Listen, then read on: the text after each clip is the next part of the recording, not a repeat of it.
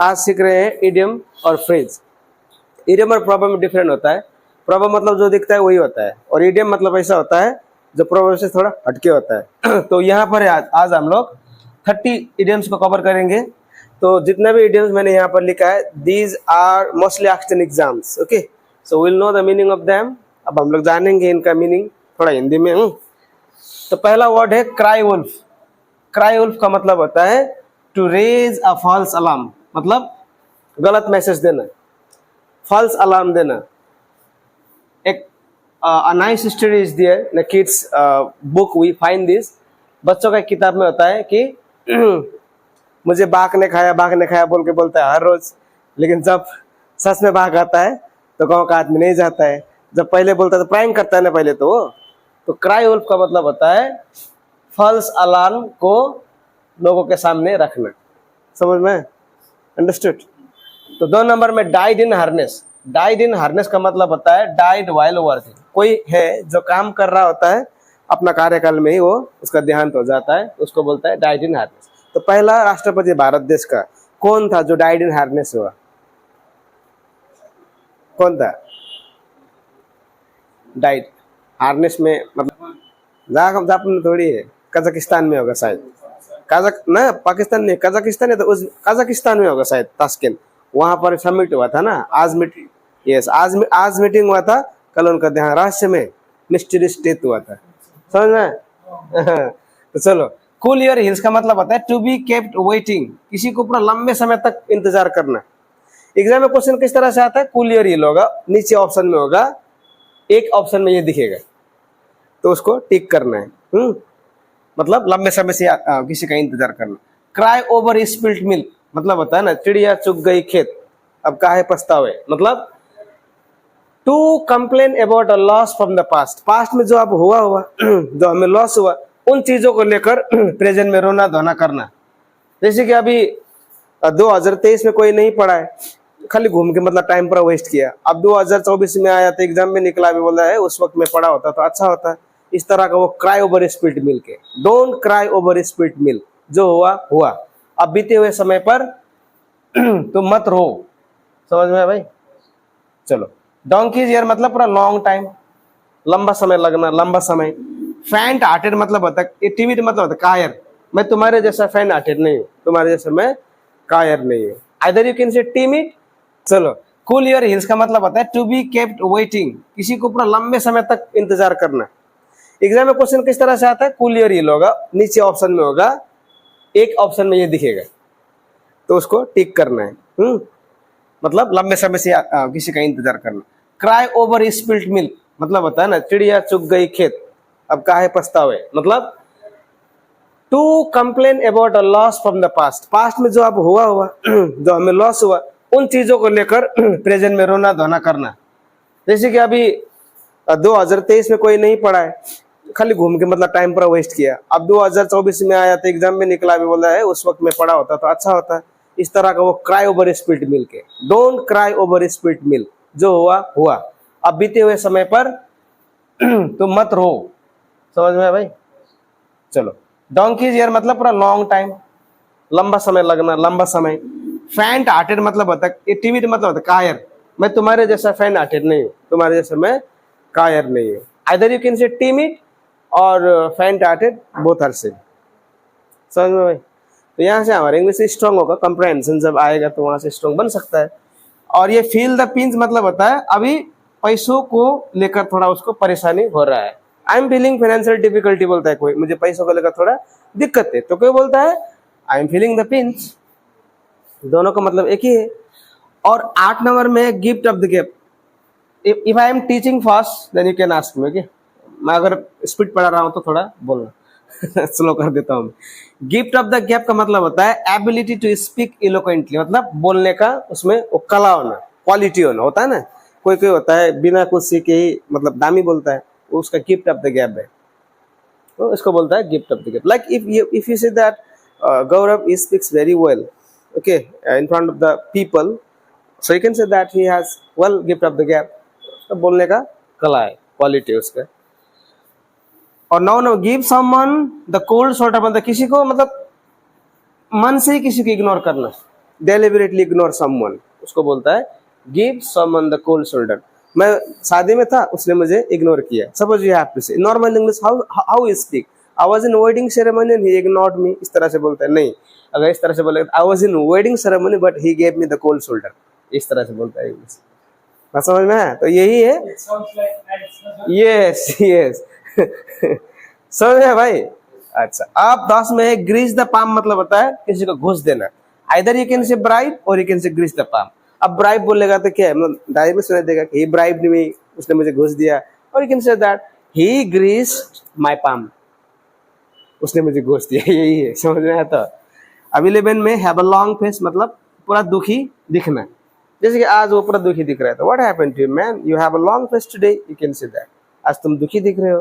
और you can say look disappointed बोलता है कोई, कोई बोलता है you have a long face, तुम आज पूरा दुखी हो। अब 12 में होता है हैव वन्स हैंड्स फुल मतलब बहुत बिजी हूं ना, बहुत बिजी हूं, I am very much busy today, मैं बहुत बिजी हूं आज। कोई बोलता है my hands are full today. एक ही है, my hands are full today और you can say I am very much busy, दोनों का मतलब एक ही है। समझ में आया? तो इसको ध्यान लगा के देखो, बहुत फायदा होगा। Obviously you will get 1 or 2 mark in exam from the idiom and phrase, but this will help you to speak very standard English and writing standard sentence. तो ये हार्ट एंड सोल मतलब होता है किसी को पूरा कंप्लीटली करना। मैंने उसको कंप्लीटली समझाया, तो I made him understand completely बोलता है। कोई बोलता है I made him understand heart and soul, पूरा दिल से कंप्लीटली समझा दिए। हाँ, वैसे इसको तोड़ेगा तो ये दिल होगा या आत्मा होगा। हरकुलियन टास्क मतलब होता है बहुत ही डिफिकल्ट काम, हरकुलियन टास्क। मैं सरकारी नौकरी का प्रिपरेशन कर रहा हूँ, तो it's not a child's work, you know, it's a herculean task, बहुत ही खतरनाक है, difficult type. Very hard task की जगह हम हरकुलियन टास्क लगा सकते हो। There is a nice movie herculean, right, Hercules movie is there, so Rock is actor. यहाँ पर 5 में आइसिंग ऑन द केक।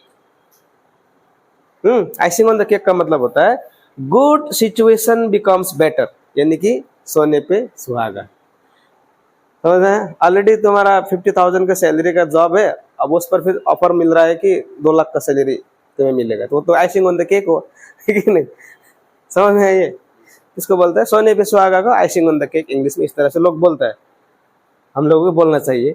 और 16 मतलब इन द लाइमलाइट। ये लाइमलाइट तो आजकल this word is very famous in the Bollywood world. सभी लोग लाइमलाइट में आना चाहता है, यानी कि सेंटर ऑफ अट्रैक्शन। सभी लोग मतलब सभी लोगों का अट्रैक्शन उस पर हो, यही चाहते हैं लोग। तो we also want limelight in our life, that's why we are struggling at present, right? बुझे भाई? चलो, तो 17 है इट्स ग्रीक टू मी मतलब होता है इनकम्प्रेहेंसिबल, यानी कि इट्स ग्रीक टू मी का मतलब होता है समझ में नहीं आना।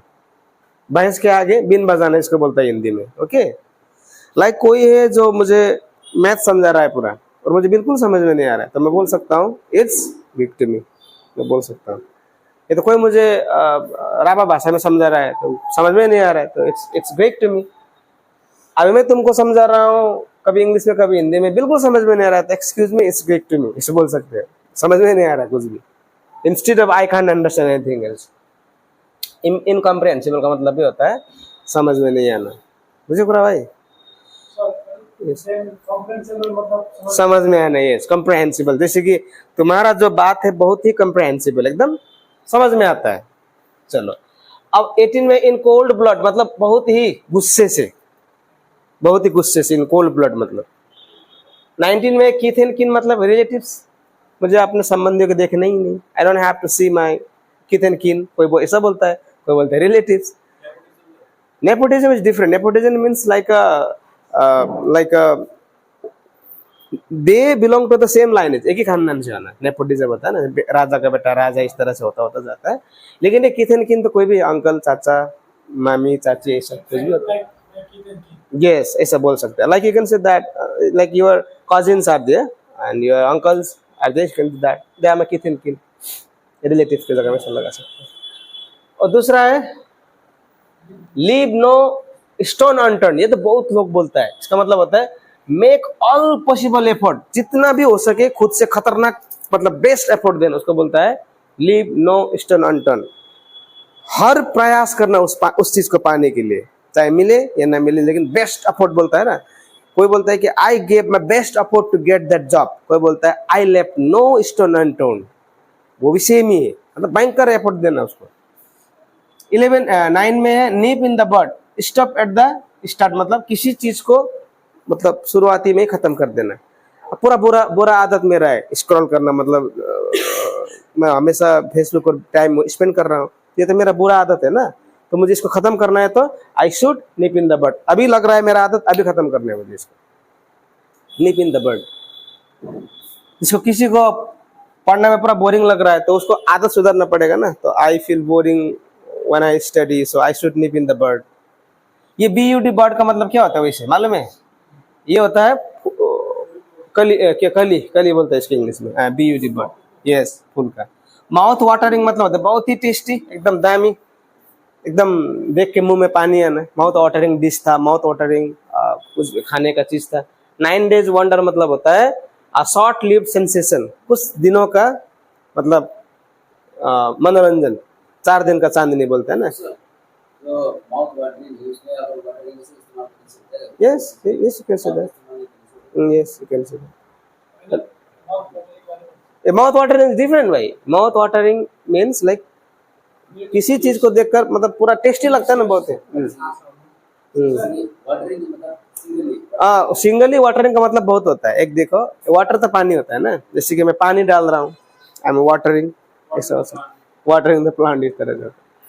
Yes delicious also you can say, no problem, delicious, finger licking, there are many words, लेकिन ये भी एक है, ये माउथ वाटरिंग भी होता है बोल के। यस तो ये 9 डेज वंडर तो समझ में आ गया, शॉर्ट लिव सेंसेशन। कोई होता है ना अचानक वाटरी लगता है, उसका 9 डेज वंडर है, वो थोड़ी टिकता रहता है क्योंकि उसका नॉलेज ही नहीं।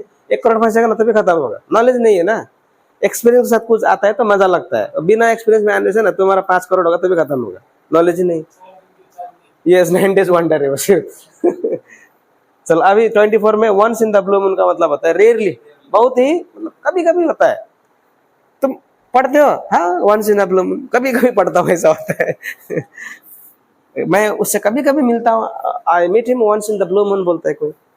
और 25 समझ में आ गया ना भाई, ये सब एग्जाम में आने वाला है। देखो ये हजारों में मैं छाट के दे रहा हूँ पूरा। 5 में नल एंड वॉइड, ये तो सुना हुआ इनवैलिड है, अवैध है एकदम, इसका कोई वैल्यू नहीं, नल एंड वॉइड जिसको बोलता है। और 26 में व्हाइट एलिफेंट, ये सफेद हाथी नहीं है, इसका मतलब होता है कॉस्टली एंड यूजलेस।